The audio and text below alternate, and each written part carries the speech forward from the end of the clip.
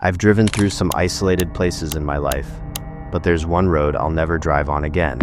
Not because of an accident, not because of bad weather, but because of something I heard that night. And what I found the next morning. A few years ago, I was driving across the country to visit my long-distance girlfriend a few days before Christmas. I had just finished a long shift at work and left much later than planned. By the time I got on the road, it was already dark. The drive was supposed to take around 5 hours. At first, everything was normal. The highways were busy. Christmas music played through the speakers. Despite being exhausted, I was excited to see her. A couple of hours into the drive, I stopped for coffee and considered getting a motel. I wish I had.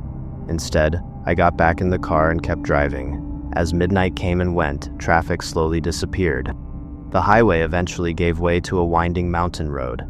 I'd driven it before during the day. At night, it felt completely different. No streetlights, no houses, no other cars, just endless trees and sharp turns swallowed by darkness. The only thing keeping me company was the radio. I remember singing along to a song when I rounded a sharp bend. Then suddenly, the music stopped. Static exploded through the speakers. At first, I wasn't concerned. Losing signal in remote areas wasn't unusual. I reached over to change stations. Nothing, just static. Then I heard something underneath it. A voice, faint, almost impossible to understand. I leaned closer, the voice disappeared, and at that exact moment, the steering wheel jerked violently.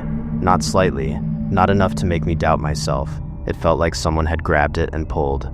The car swerved toward the edge of the road. I slammed on the brakes. The tires screamed, and the car stopped sideways across the lane. For several seconds, I couldn't move. My heart was pounding so hard it hurt. I looked out at the trees. Nothing. Checked the mirrors. Nothing. The entire forest was silent. Eventually, I convinced myself I'd overreacted. Maybe I had reached for the radio and accidentally pulled the wheel. It was the only explanation that made sense. I restarted the engine, the heater kicked on, the dashboard lit up, and the radio immediately returned to static. I reached to turn it off. Before I could, the static cleared, just for a second. Long enough for a voice to come through. Clear as day. "Come see me." I froze. The voice sounded wrong. Not male, not female. Something in between, and worse. It sounded close, like someone sitting directly behind me, whispering into my ear. I shut the radio off immediately. Every hair on my body stood up. I threw the car into drive and sped away, much faster than I should have. I didn't care. I just wanted off that road. For the next 15 minutes, every shadow looked like a person standing beside the highway. Every tree looked like someone watching me. I kept checking the rearview mirror even though there were no cars behind me. Eventually, I reached the main highway again. The bright lights felt like a lifeline. For the first time all night, I could breathe. When I finally arrived at my girlfriend's apartment, I told her everything. She laughed, not because she thought it was funny, because she thought I was exhausted. She blamed the long drive, the late hour, the isolation, and honestly, I wanted to believe him. For a while I did, until the next morning. When I woke up, I noticed a missed call from an unknown number. The timestamp caught my attention immediately. It had come through at almost the exact moment I'd stopped on that mountain road. Curious, I opened the voicemail. At first there was only static. Then I heard it. The same voice, calm, quiet, almost whispering, "Come see me." The message ended. No explanation, no caller ID, nothing. I played it again, and again. The voice never changed. I showed it to my girlfriend. For the first time, she didn't laugh. Neither of us could explain it. I deleted the voicemail years ago, partly because hearing it made my skin crawl, partly because I kept telling myself there had to be a rational explanation. Maybe there was. But here's what still bothers me. I've driven that route several times since then. Always during daylight, never at night. And every single time I pass that section of mountain road, my radio loses signal. Every time. Maybe it was exhaustion, maybe it was interference, or maybe something out there wanted me to stop the car that night. Whatever it was, I'm glad I never went looking for it. My grandfather grew up in Ibaraki, Japan. Before he died, he told me a story that completely changed the way I look at the ocean. The strange thing is, nobody in his hometown treated it like a ghost story. They treated it like history. and somehow, that makes it even harder to dismiss. Long before modern cemeteries became common, many coastal villages in Japan buried their dead in small wooden burial containers. The bodies were placed in a seated position, with their knees pulled close to their chest. One of those burial grounds sat near a remote stretch of coastline outside my grandfather's village, hidden behind a thick wall of trees overlooking the sea. For generations, it remained untouched. Then the shoreline began to change. Every year, the ocean crept a little closer. At first, it was barely noticeable. Then entire sections of land started disappearing. Trees collapsed into the water. The edge of the cemetery slowly crumbled away. Families who still had descendants moved their ancestors inland. But many graves belonged to people whose bloodlines had ended long ago. Nobody remained to care for them. Nobody remained to move them. So they stayed, and the ocean kept coming. Eventually, storms began exposing the graves. Old wooden burial containers surfaced from the sand. Some had already broken apart. Others protruded from the eroding coastline. After severe storms, bones would sometimes wash onto the beach. Villagers collected what they could. Prayers were offered, ceremonies were held, but there were too many. Nature was winning. Then came the typhoon. According to my grandfather, older residents still spoke about it decades later. The storm hit with unusual violence.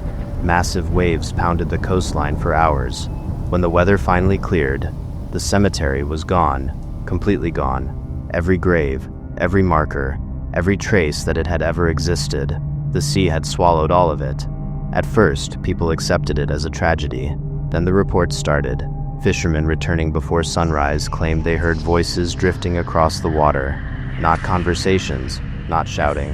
Whispers, soft voices that seemed to disappear whenever you tried to focus on them. People living near the shoreline started waking in the middle of the night. Many swore someone was calling their name from outside. Whenever they looked, nobody was there. Others reported seeing figures standing near the water after dark, motionless silhouettes, always facing the ocean, and always gone before anyone could get close. The village elders became concerned enough to organize ceremonies for the forgotten dead. Prayers were offered, incense was burned. A small shrine was built near the coast where the cemetery had once stood. Its purpose was simple, to give the lost spirits somewhere to rest. For a while, things seemed quieter. Then surfing became popular. Young people from outside the area started visiting the beach. The coastline looked perfect. Large waves, long stretches of sand, almost no crowds. Locals warned them to stay away. Most ignored the warnings. The sea there had always been dangerous. What appeared shallow could suddenly drop into deep channels hidden beneath the surface. Strong currents moved unpredictably. Over the years, several swimmers disappeared.